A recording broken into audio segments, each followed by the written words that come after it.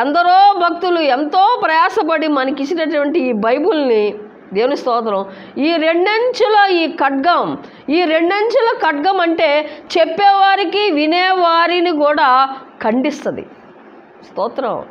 అటువంటి బలమైనటువంటి ఈ ఖడ్గాన్ని మనం ఆరాధనకు వచ్చినప్పుడు ఈ బైబిల్ని చక్కగా ఏం చేయాలంటే తీసుకురావాలి. ఎందుకనంటే ఈ బైబిల్ని చేత పట్టుకొని మనం వచ్చినట్టయితే, ఈ బైబిలుతో మనం వచ్చినట్టయితే మనం